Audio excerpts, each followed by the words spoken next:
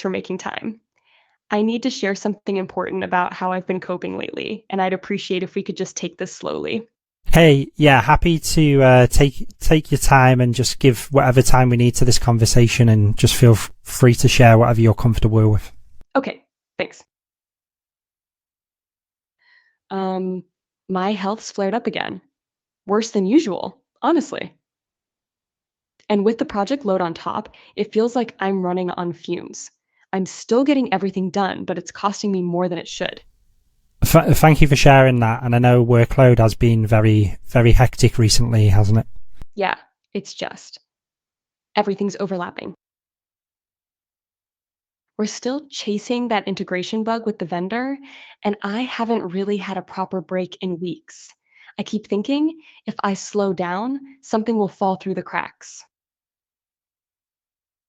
But I'm not sure how much longer I can keep up this pace. I hear you. What can I do to help? Honestly, there have been moments where I've thought it would be easier to just not be here anymore. I'm not saying I'm about to do anything, but those thoughts have been there, and I think you should know. And just to clarify, you mean in terms of being part of this team, or do you mean something else? No, I mean, not being here at all. Like, not existing. I know that sounds heavy. I'm not in any immediate danger or anything. It's just that the thoughts have crept in more lately, and I didn't want to keep pretending they weren't there.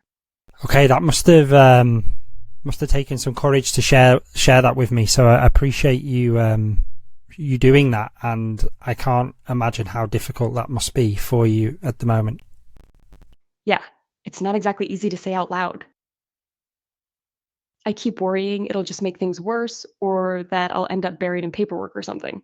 I just needed someone to actually hear it, not rush past it. Yeah, and like I said, I'm happy to give you the time and space that you need in this conversation for us to work through that. And I'm also keen to maybe explore what we can do to help you through this. There are things that the organisation can provide when the time's right, and whatever you're comfortable with.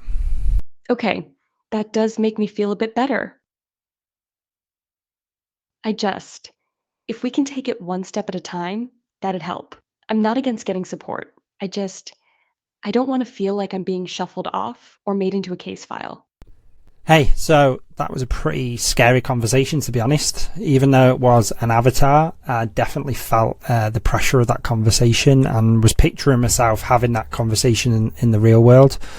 Certainly a conversation I'd hope I would be prepared for if and when it would happen. But also think at the same time, likelihood is I may not be prepared. So it's kind of give me some insights of things that maybe I should go away and practice. I didn't do too badly though on the conversation, 78 out of 100. I scored well on some of the skills, such as responding calmly and not panicking, which to be honest might be one of the things I was doing internally and not expressing verbally. I also got feedback on using open and non-judgmental language. So I think, again, I kind of said things like it must have taken some courage to share that. So I was very conscious around doing that. And also I was asking careful questions. One of the questions I wasn't sure about to ask was when they shared about them feeling like they didn't want to be here anymore. And then I asked a clarifying question around, is that being part of the team or something else? Wasn't sure if I should have glossed over that or asked it, but I think asking the question, they were comfortable to share some more information, which helps kind of paint the picture a bit better. In the feedback, you get the human skills feedback, but also get feedback on how well I've adopted the policy. So within this, there is a company policy associated to it around employee suicide prevention. And you can see here, there's a couple of things where I've actually done good adherence to the policy, but maybe there is also some opportunities to do things differently, such as it says here, instead of directly asking if the employee is having thoughts of suicide or self-harm, the manager asks a clarifying question but indirect question. The policy requires a direct question to assess the risk. So in that case, actually, going back to what I just said, I maybe should have even asked a more direct conversation of, are you thinking about self-harm or something else. So this gives me specific feedback around the policy and opportunities where I could have done things differently as well. So yeah, that's Real Talk Studio, helping you practice these really important, consequential conversations. I certainly took away from that, there's things that I can do better so that when I'm in that situation, I'm maybe a little bit more prepared and ready to support the other person, both compassionately and compliantly. So yeah, off to do some more practice.